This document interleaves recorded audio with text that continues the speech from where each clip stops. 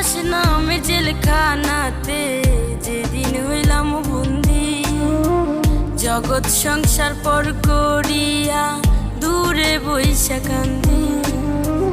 প্রবাস নামে জেলখানাতে যেদিন হইলাম বন্দি, জগৎ সংসার পর করিয়া দূরে বইসা কান্দি।